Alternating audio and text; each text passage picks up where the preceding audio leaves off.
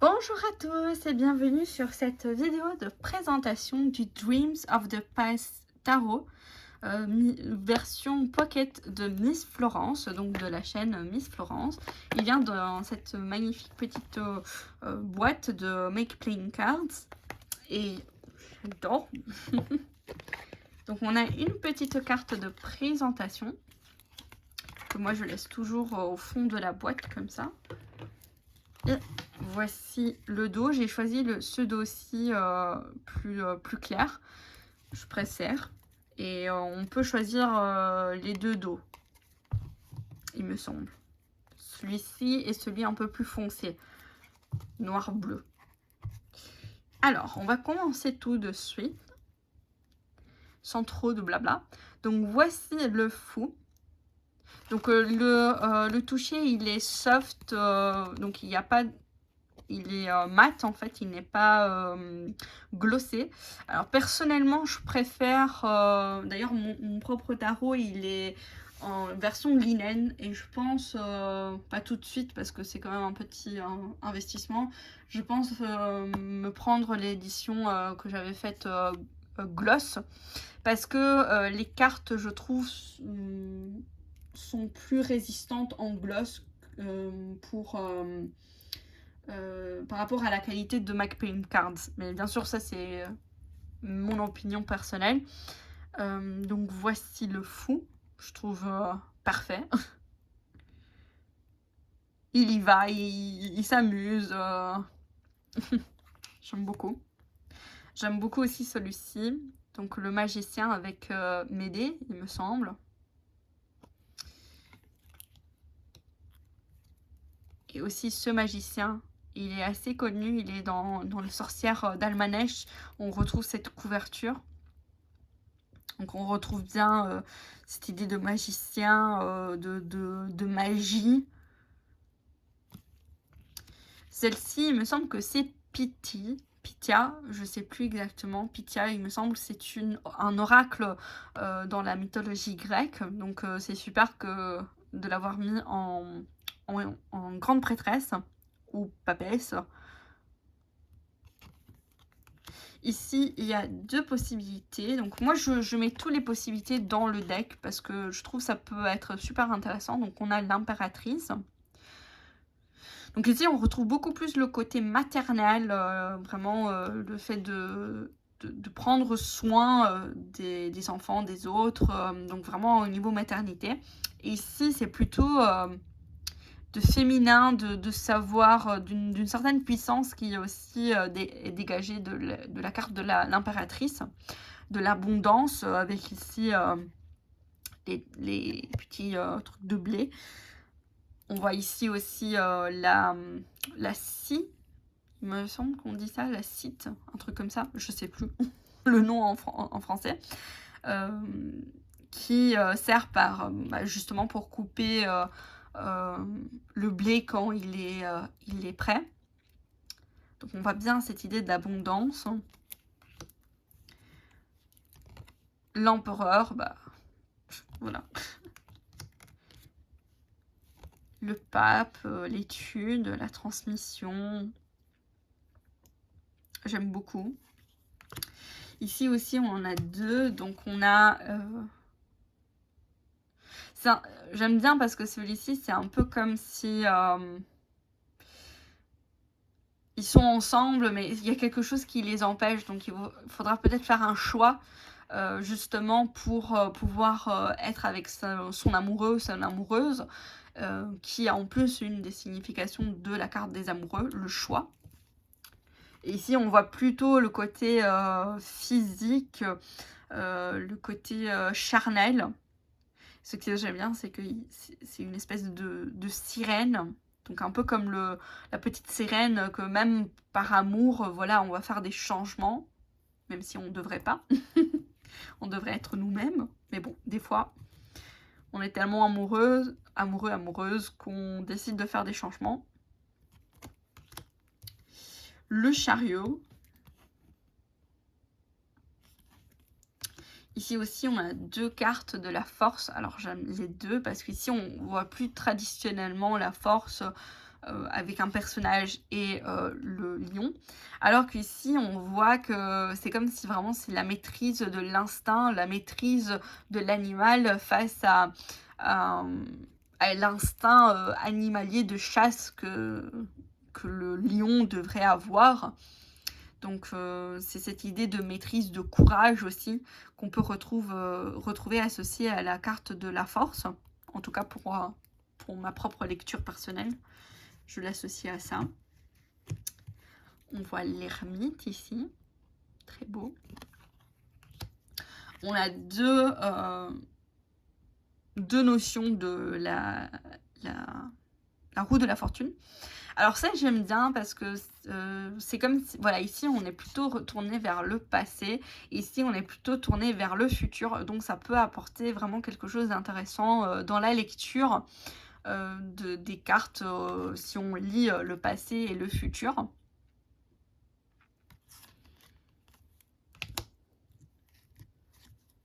La justice. Le pendu. Ce pendu, il est quand même assez puissant, contrairement quand même au Rider-Waite où le pendu est plutôt... c'est un pendu un peu métaphorique. Ici, il est vraiment pris en prisonnier, en fait. Il peut pas s'échapper. Donc on voit un peu plus le côté négatif du pendu ici dans cette carte que métaphoriquement dans le Rider-Waite ou surtout le Rider-Waite. La mort avec Icare qui a volé trop proche du soleil et il est tombé.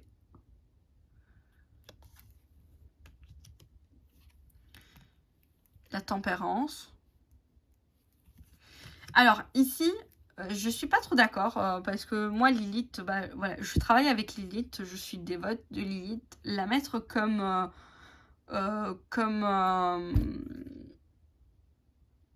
diable, je l'aurais plus mise comme magicienne que dans le diable. Mais je vois bien aussi pourquoi ce choix du diable, parce que le diable n'est pas que une carte négative, mais plutôt même, moi je l'associe beaucoup à la libération de certaines addictions, de certains blocages, de certaines prisons que nous-mêmes ou la société nous impose. Et bah, justement, Lilith, c'est une figure d'assez indépendante, de pouvoir personnel, de souveraineté. Donc voilà, je peux comprendre pourquoi ce choix, mais c'est sûr que si on lit de manière plus traditionnelle, la carte du diable, quand même, c'est une carte assez négative. Mais voilà. Ici, parfait. j'adore cette tour. On voit même le petit... la foudre ici qui c'est parfait quoi. C'est comme si cette carte a été faite vraiment pour la tour. Ici on a l'étoile, très belle. Alors j'ai pris la version petite parce que si je me rappelle bien, en fait la version grande, Miss Florence elle avait dit qu'elle n'a pas pu mettre cette carte, il me semble que c'était cette carte ou cette carte, je sais plus, je pense que c'était cette carte.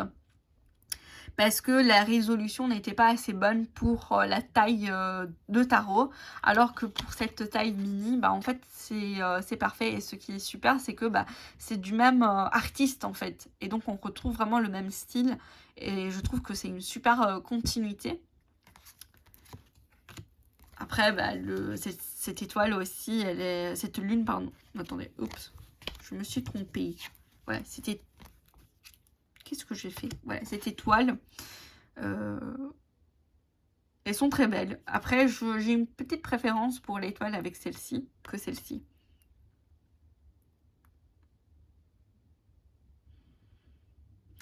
D'ailleurs, je l'aurais bien vu peut-être en amoureux. Moi, cette idée de choix. Mais bon. Hein. Donc, la lune. J'avais mal lu le petit... les lettres romaines. Le soleil. Parfait. Magnifique. Magnifique tableau. Le jugement avec la trompette ici. Ces fleurs qui rappellent quand même des trompettes. Ouais, parfait, j'adore.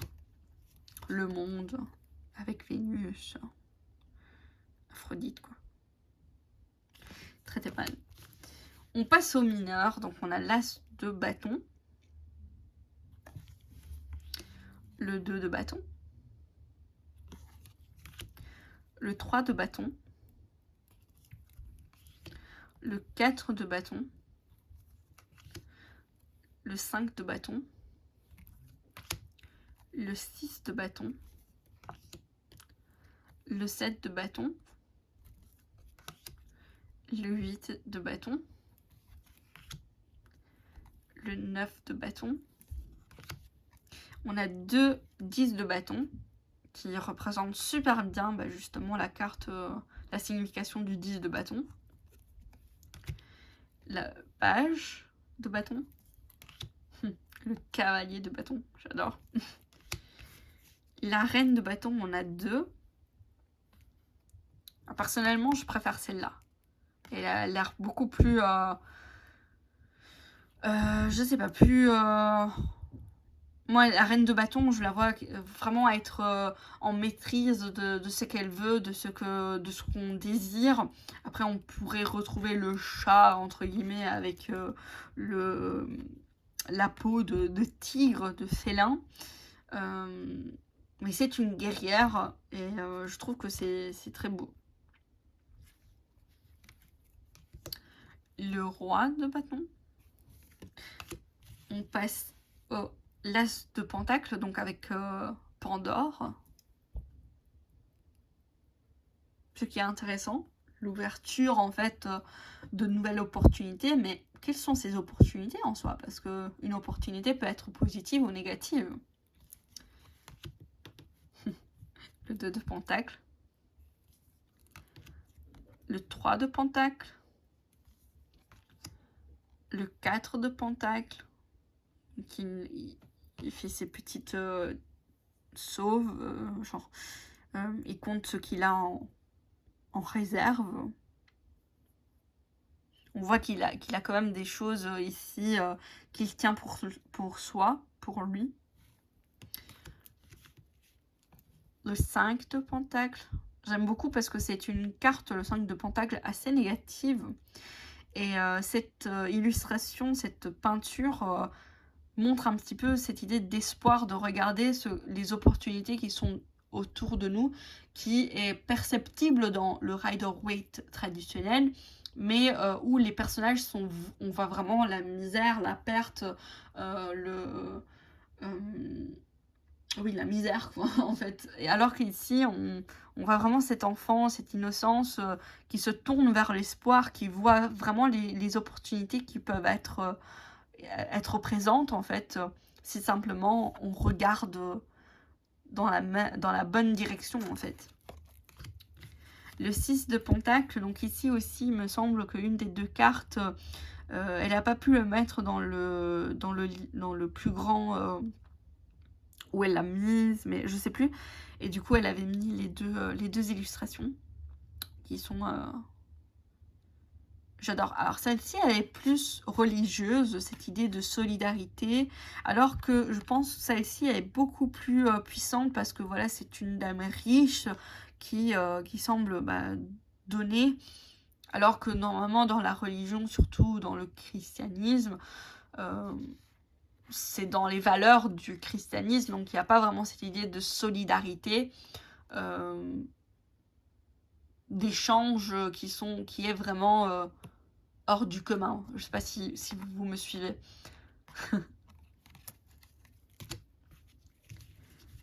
Le 7 de pentacle. Le 8. Le 9. Le 10 avec la famille. Le page. Le cavalier. La reine. Très belle, très douce. Même le roi, il est très doux. J'aime beaucoup. Ça donne des interprétations un peu plus différentes, donc d'autres aspects en fait de la carte. L'As d'épée. Le 2 d'épée. J'aime bien parce qu'on voit les anges. Les anges sont liés du coup aux plumes et donc reliés à l'intellect, reliés aux pensées. Et donc on voit comme si ces deux anges lui susurrent des choses des deux côtés. Elle est un peu, qu'est-ce que je dois choisir, qu'est-ce que je dois réfléchir, qu'est-ce que je dois entendre, quelle voix dois-je entendre, quel ange devrais-je entendre, écouter. Très beau. Le 3 d'épée, le 4 d'épée, le 5 d'épée, le 6 d'épée. Mes parents ont cette peinture chez moi. Du coup, c'est marrant de le voir ici. Le 7. Il a volé quelque chose. Le 8. Ça, j'adore comme 9 d'épée. C'est super, quoi. C'est normalement ce qui est associé aux paralysies du sommeil. Et je trouve ça super, super intéressant.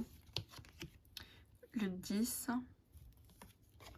Le page, bah justement, l'étude, on commence à découvrir de nouvelles choses. Le cavalier, dans la précipitation, dans l'impulsion. Et j'aime aussi cette version du cavalier qui est un peu plus libre, plus impulsive.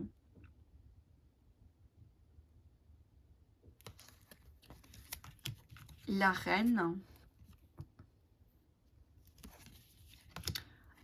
Le roi. L'as de coupe. On voit la colombe. Le 2 de coupe. Pour le 3 de coupe, on a ces deux illustrations qui sont superbes, toutes les deux. 4. Cette idée de bon, qu'est-ce que je dois faire? Je n'ai plus de choix, alors que ce n'est pas vrai. Le 5 de coupe, pour moi, qui est vraiment relié au regret, au fait, voilà, on a perdu quelque chose, mais on n'arrive pas à voir, en fait, les autres opportunités. Ce qu'on a encore, en fait. Ça, le 4 de coupe, pour moi, c'est plutôt les opportunités qu'on ne voit pas parce qu'on est concentré sur autre chose. Alors que le 5 de coupe, on a d'autres choses dans notre vie, mais on se concentre sur ce qu'on a perdu. Donc, on est plus dans l'idée de regret. Après, c'est ma propre vision, bien sûr. Le 6 de coupe. Le 7 de coupe.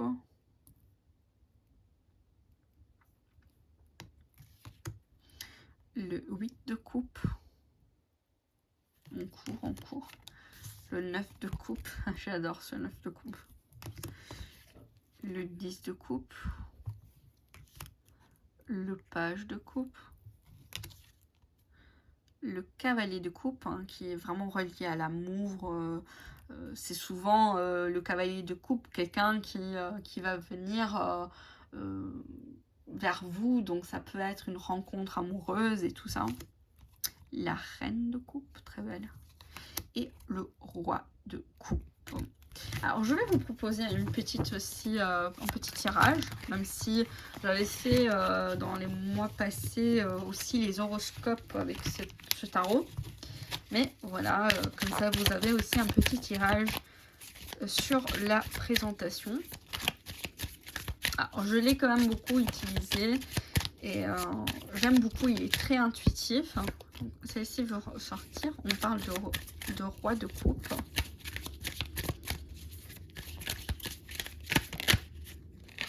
Oups.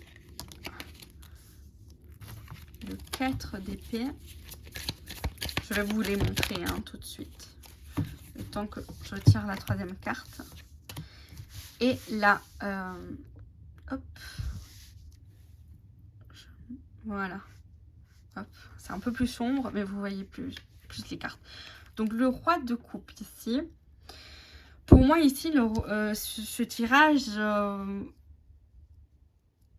explique un petit peu une situation où vous devez reprendre un petit peu le contrôle sur vos émotions, de reprendre un petit peu la maîtrise de vos émotions, de vous poser, de prendre aussi le temps nécessaire pour reprendre en charge en fait vos émotions et que les émotions ne vous contrôlent pas.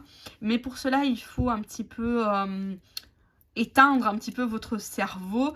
Si vous êtes quelqu'un qui par exemple mijote beaucoup, qui réfléchit beaucoup, bah voilà, il est temps de reposer, faire peut-être un bain bien chaud qui va vous permettre vraiment de vous relaxer, faire des choses de relaxation qui va vous permettre de pouvoir reprendre en fait une maîtrise sur vos émotions et aussi prendre soin de vous.